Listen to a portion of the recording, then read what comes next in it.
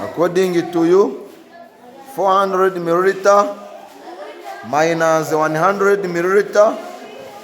What is the answer?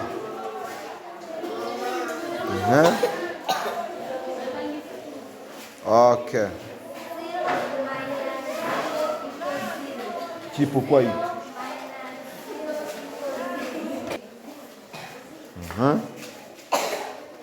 The answer is equal to.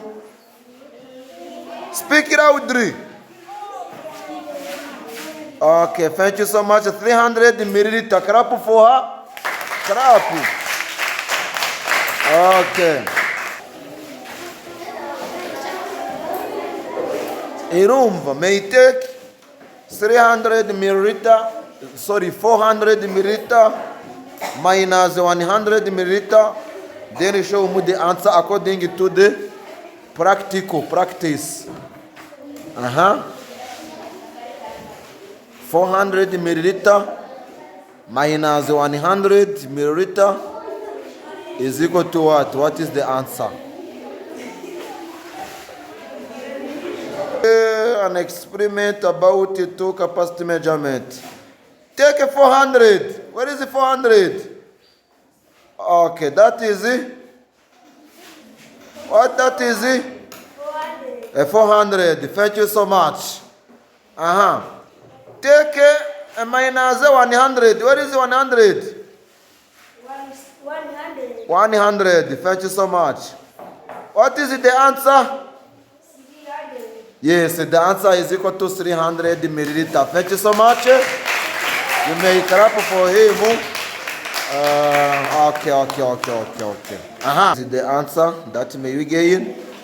500 milliliter minus 300 milliliter. The answer is equal to 200 milliliter. How can we gain according to the activity on the given table? May measure.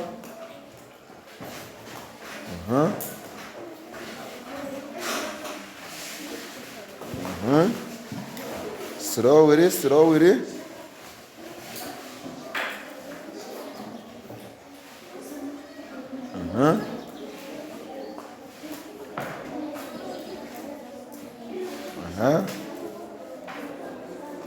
Thank you so much. You may add water in order to get a complete.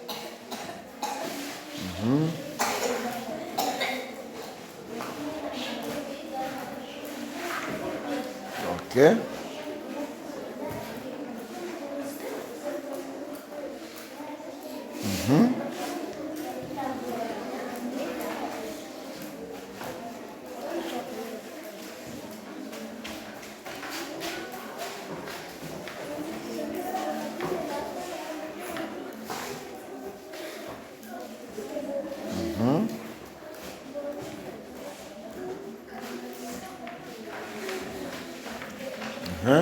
Where is the 500?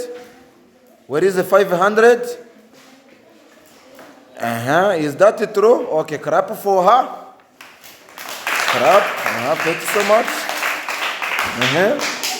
Minus the 300. Where is the 300? Is that the 300? Okay, thank you so much. You may clap for her. Then Britta may show me the answer. What is the answer? What is the answer? The answer is... What is the answer? What is the answer? The answer is... The answer is... The answer is... Show me. Where is 5 milliliter? 5 milliliter. That is...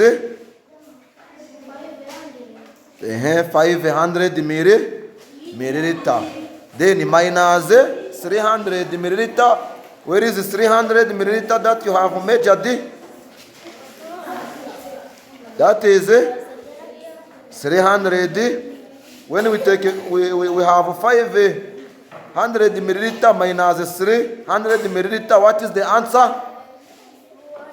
The answer is 200 what? 200 milliliter. Thank you so much.